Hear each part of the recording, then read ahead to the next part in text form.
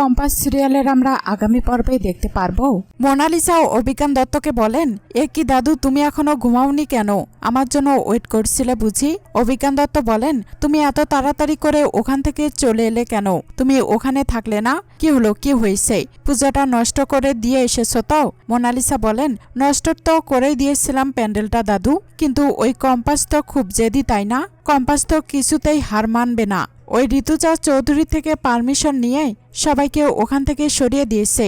অভিজ্ঞান দত্ত বলেন, তাহলে প্যান্ডেলটা কি করে হবে? মোনালিসা বলেন, কি করে হবে মানে? কম্পাসে বানাবে একা একা? কম্পাস তো সবার সামনে দাঁড়িয়ে বলল, কম্পাস নাকি একা একা রাত জেগে রোবোটিক্সের প্যান্ডেল আর ঠাকুর নিজের হাতে বানাবে, যাতে কেউ কোনো ক্ষতি করতে না পারে। বিহান আর ঋতুজা চৌধুরীও পারমিশন দিয়ে দিয়েছে, সব স্টুডেন্টদের পাঠিয়ে দেওয়া হলো।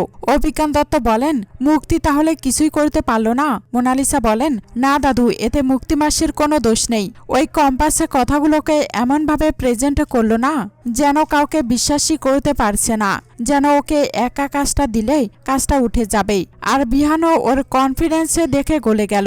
মুক্তি মাসির সাথে সমস্ত কথাবার্তা হয়ে গেছে আমার। কালকে যে করেই হোক না কেন ওই ঠাকুরকে আমি নষ্ট করে দেব। তারপর যখন ঠাকুরের উদ্বোধন হবে, পর্দা উঠবে, তখন সবাই দেখবে অকেজো ভাঙাচোরা একটা রোবট পড়ে আছে। ব্যাস, তারপর তো পুজোটাই হবে না। অভিজ্ঞান দত্ত বলেন, হ্যাঁ, যা করার কালকের মধ্যেই করে ফেলো। কম্পাসকে নাকে দড়ি দিয়ে এমনভাবে ঘোরাও যাতে ওনার কিছু ভাবতেই না পারে। বড্ড ঝামেলা করছে মেয়েটা। এই 2 দিনের মধ্যে যা করার করে ফেলতে হবে। ওই জিৎ ছেলেটা নাকি ফ্যাক্টরিতে ঢুকে কিছু কাগজপত্র নিয়ে গেছিল, যদিও সেগুলো ওর কাছে এখন নেই, আর এমন কিছু করতেও পারবে না। কম্পাস বিহানকে বলেন, বিহান স্যার, আমি জিতকে একটা কাজে পাঠিয়েছিলাম। বিহান বলেন, কি কাজ? তোমাকে বারণ করার সত্ত্বেও তুমি জিতকে ওখানে পাঠালেই? আরে কি করো কম্পাস তুমি? আমি তোমাকে না করেছিলাম না এটার মধ্যে ঢুকতে? কম্পাস বলেন, কি করে না ঢুকে থাকবো বিহান স্যার? এখনই কোনো স্টেপ না নিলেই আরো মানুষ ক্ষতিগ্রস্ত হবে যে। জিৎ বলেন, স্যার একেবারে তাই। আমি যেহেতু ওখানে গিয়ে দেখে এলাম, আমি ভিডিও করেছি, সব রয়েছে আমার ফোনে ওই ফ্যাক্টরির। ওখানে যদি কোনো মানুষ 5 মিনিট মাস্ক পরে না কাটায় তাহলে তার মৃত্যু অবধারিত।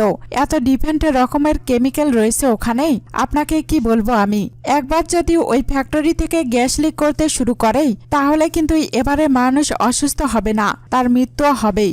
আর সব থেকে বেশি ইফেক্টে পড়বে বাচ্চা আর বয়স্কদের উপর। কম্পাস বলেন, এবার বুঝতে পারছেন? কম্পাস বলেন, এবার বুঝতে পারছেন কেন বলছি ওদেরকে আটকানো দরকার? বিহান বলেন, আচ্ছা, তোমরা যে বললে একজন লোক এসে তোমাদের হাত থেকে ওই কাগজগুলো নিয়ে চলে গেল, সে কার লোক? ওই ফ্যাক্টরিগুলো কার জানতে পেরেছো? কাকে সন্দেহ করছো তুমি? কম্পাস বলেন, আপনার সব প্রশ্নের উত্তর অভিজ্ঞান দত্ত। আমি খবর পেয়েছি ওখানে যে ফ্যাক্টরিগুলো আছে